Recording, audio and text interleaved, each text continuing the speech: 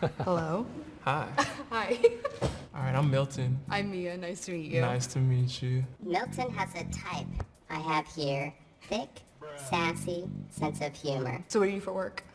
I'm a school bus driver. So the cool thing about this episode, it's not appearance-based. However, Milton, very soft-spoken, almost unsure of himself, just that lack of confidence. I'm a school bus driver. It's just like super low value, right? No matter what your job is, even if you're the janitor, there's a way to say that with pride, with confidence. Your job doesn't define who you are, but your approach to the act of service and pride in how you make a living, that comes across in dating situations, no matter what your job title is right now. And there's also different ways to phrase it, right?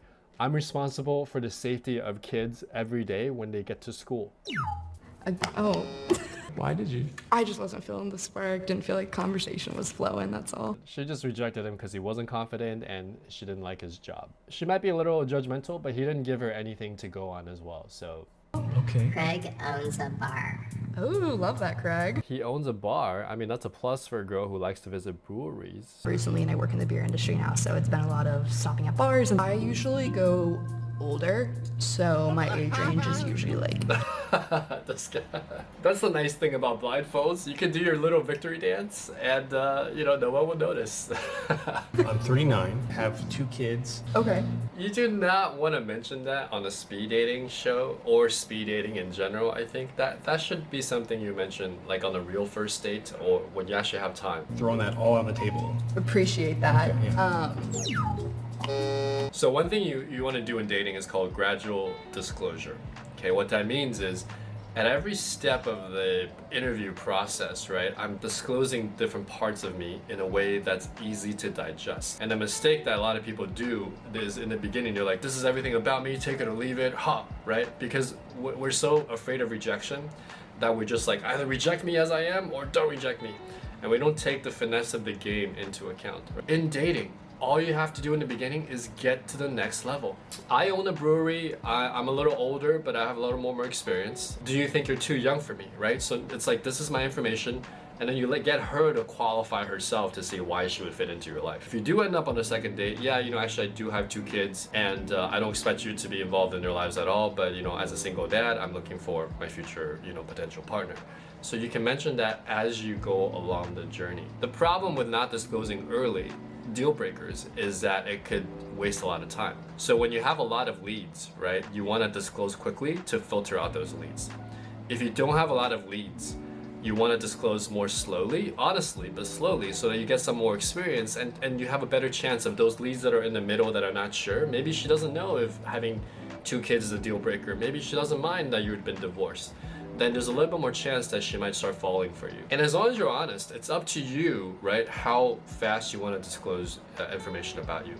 It's not up to the other person, right? This is a first date. You don't owe them anything other than being honest. And you can be honest at your own pace. If you're on the 3rd date and you have 2 kids and your kids are a big part of your life and you haven't said anything about it, yeah, that's a problem.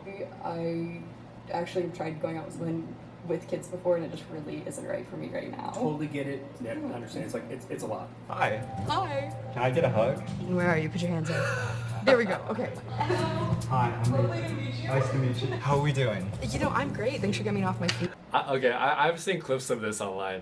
First of all, he's a really good-looking Asian guy. Okay, he's tall, he's in shape, he's got a good face, I think. Getting a hug is great in this show because it's a hack, right? It's like, oh, okay, I know what her body feels like. Great. So I already know what he's doing. I always say, like, my #1 guilty pleasure show is Riverdale. I will never recommend anyone watch the show. Okay. Sorry. That's aggressive slam. He went straight for that bun like it was an Olympic competition, bro. Bam! I mean, I watch a lot of anime. I watch Me too. a lot of Asian shows like Korean dramas. Really very into Asian men. It's not like a deal breaker or anything. What race do you think I am? I have no idea. I am Asian. Oh. Yeah. Can we hug? Sure. Okay. Oh, you're Asian. And then he tricks her by saying, "Can we hug?" This guy's devious, man. I want him on my team, though. Okay. You're needing a hug. Thank you. Why, Nathan? We get along on a lot of different topics, but I felt that it was something where I could become a really good friend with you. What did he say? right afterwards we hugged. He sat down, So her hands are on the buzzer because she probably heard from the other girls, and she knows that he'd been buzzing them after they hugged. That's suspicious. Now look, let's take a side tangent for a moment. Let's just be real here. As I told you before, based on balance of probabilities, right? That's like without knowing anybody, just based on the percentage of clients I've had and people on the dating market, most Asian guys prefer girls that are at least within our size range, right? Just culturally and also just physically. Do you want to give me a hug and see how tall I am? Not right now. You can't use the same trick over and over again dating. It's like if you want to use a trick, like use something else, you know? Why did you press the button? It's just like wasn't the vibe. They like their voices. I mean, there was some touch.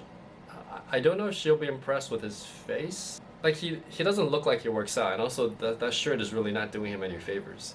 So if I were to predict this, and I'm gonna be kind of mean, I think she's gonna take her blindfold off, and she's not gonna find him attractive. That's my take. I think he's gonna find her attractive. I could be wrong. This is just my guess. Okay. Folds off in 3, 2, 1. Okay. Oh wow. You're not what I expected you to be. Really? Why did you reject him? I just want to see like what other vibes are there, just Okay. for the experience. All right. Sorry. Am I right or am I right?